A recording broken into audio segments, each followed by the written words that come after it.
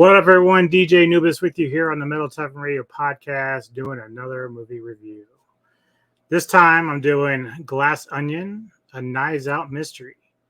Now, a couple years ago, I went to see Knives Out in the theaters. Really enjoyed it. Thought it was great.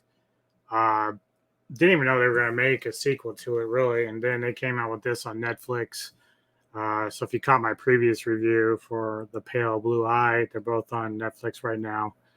And oh wait, is Knives Out? Actually, it might be HBO Max. I'm not sure. I have to double check that for y'all. But it's either HBO Max or Netflix. I thought it was Netflix. I think it is Netflix. But either way, it's directed by Rian Johnson. I can't remember if he did the first one or not. Cast is Daniel Craig, who returns from the first film. The rest of the cast is brand new: Edward Norton, Kate Hudson, Dave Bautista, Madeline Klein, Janelle Monáe, and Ethan Hawke. So the synopsis of this is: famed Southern detective Benoit Blanc travels to Greece for his latest case. I know it doesn't really give you a lot there. Hopefully I can fill in some of the blanks. So basically this premise, you don't technically need to see the first film to watch this, which is good, but it would give you some insight a little bit with Daniel Craig's character. If you did watch the first one, it's still worth it. Basically, during the COVID pandemic of 2020, Miles Braun, a billionaire who co-founded the company Alpha with Andy Brand, portrayed by Janelle Monáe, and Miles is portrayed by Edward Norton. He cleverly invites a group of friends that he's built over the last couple of years, through this company, through these puzzle boxes, and gets them to spend the weekend at his private island for what would be like a murder mystery weekend. So it's almost like Clue or a whodunit. So he's planned his game and everything, but who's going to kill me? You got to figure it out. But what ends up happening is Detective Blanc is also invited through a puzzle box, and Miles Braun and the rest of the guys did not know that he was invited. Of course, Miles asks Detective why he's there, and he explains that, well, I got a box, and that's why I'm here. And then he shows him the invitation, and Miles is like, okay, that's cool. And so he doesn't understand why he's there, but then he's pretty excited. Like, it's fun for him because Miles has this great game planned. So basically we kind of go through a lot of the introductions about who the characters are. So we have Craig as Benoit Blanc, Norton as Miles Braun, Janelle Monáe as Andy Brand, as I discussed. Then you have Kate Hudson, Birdie J, Dave Bautista as Duke Cody, Madeline Klein as the very, very sexy and beautiful Whiskey. And then Ethan Hawke, I think he's playing like just a minor role. I think he's the guy that's occasionally passing by. He's just spending the weekend there at the retreat for self-help. I think that's him, and he's just kind of like a comedic relief throughout the film that Ethan does. But we find out through Blanc's investigation, his watchful eye and observation of these people, that not everything is it seems. Like, they're not quite as close as they seem. In fact, at one point, everybody's shocked to see that Andy Brand had shown up for this game. And because what happened was, at one point, when the company was first created, Andy had drawn on a napkin the plan to make their company, like, because they were what you call disruptors. And basically, if things were going a certain way, they would throw a kink in it to make something else happen.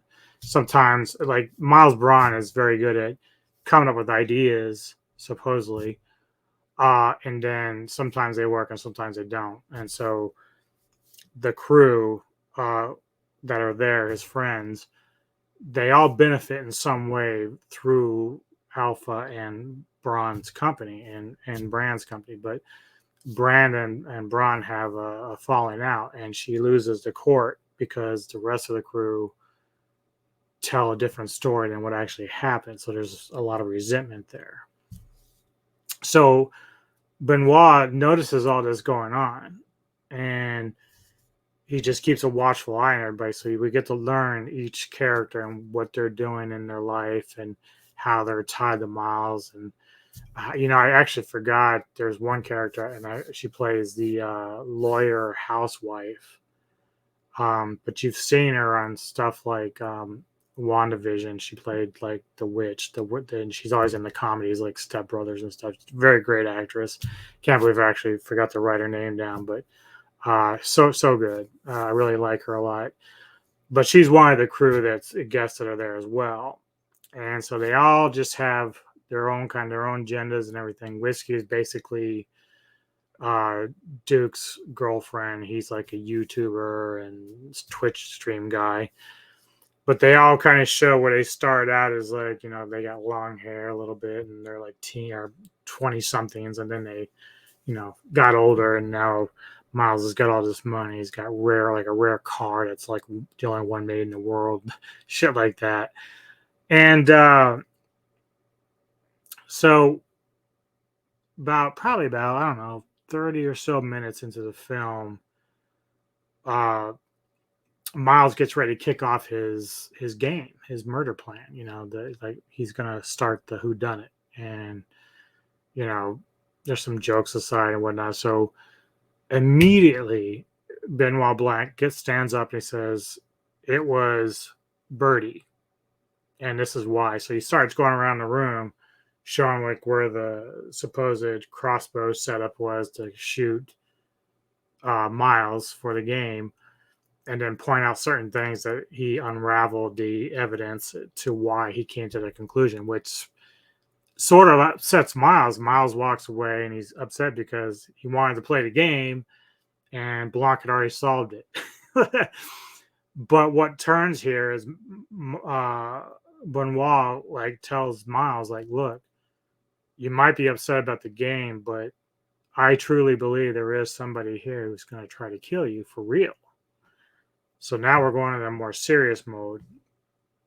And eventually, when they're all like kind of bickering, some of them don't even want to be there the rest of the weekend now that the game's not even going to be played. Like, it isn't, they're not mad about the game itself. Just they all kind of have their own reasons for liking or disliking Miles. And then, of course, Andy, who shows up, is giving the cold shoulder to everybody, and she's angry. She's just basically telling it like it is, and no matter what. And eventually, through this, one of the party is killed.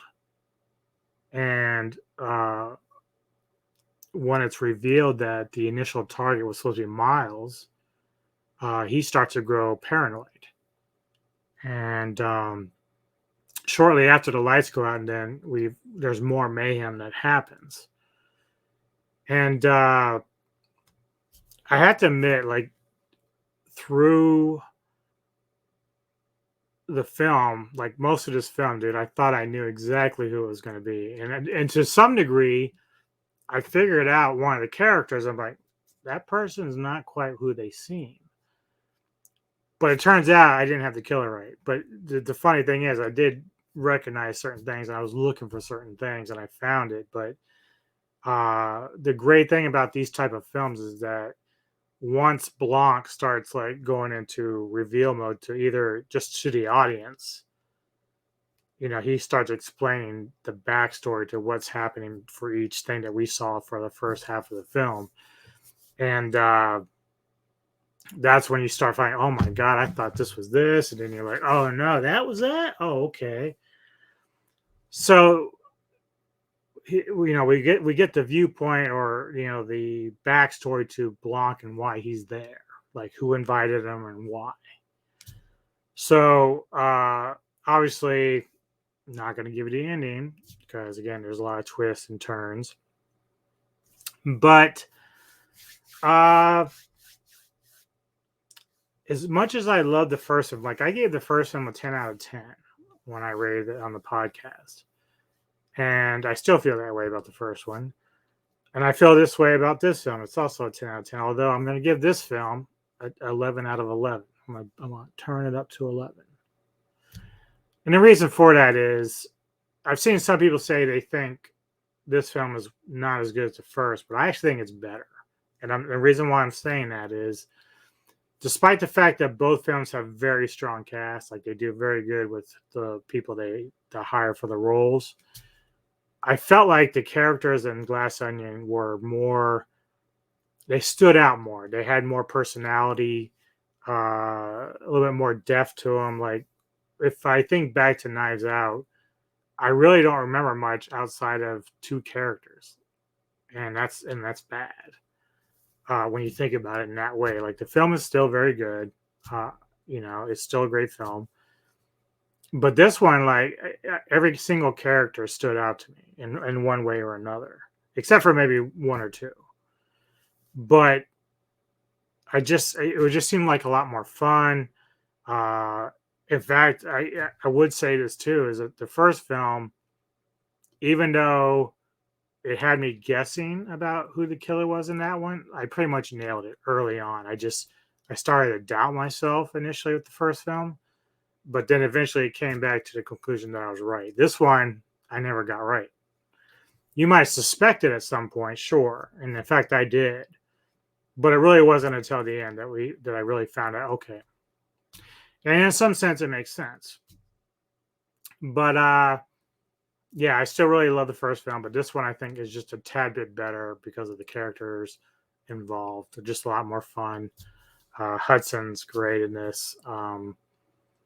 Batista's Batista basically, but it's just a lot of fun. Norton's a great actor as it is, and so it really plays off on. I think, and in fact, it's awesome to see Daniel Craig because I'm always trying to attach him to Bond, which probably is what he hates because he's been trying to distance himself from that being typecast as that guy because he is a versatile actor, and this is one of these characters that shows his versatility as an actor. So yeah, check it out. Again, it's either HBO Max or Netflix. God, I wish I could remember, but I thought for sure it was Netflix. But either way, very good film, and check it out. And thanks for checking out for this review, and I will talk to you all later. I do have plans to try to go and see the new Avatar movie. I initially said I wasn't going to because I really didn't have that much interest. But seeing how there's been a lot of good publicity about it, and people are saying it's better than the first, it's piqued my interest a little bit in that regard. So, I mean, I may still come out of it and say it sucks balls, but, who knows? But I will probably try to get out and check it out when I can. So thank you all for checking out this review. See you next time, and keep it metal, man. What can I tell you?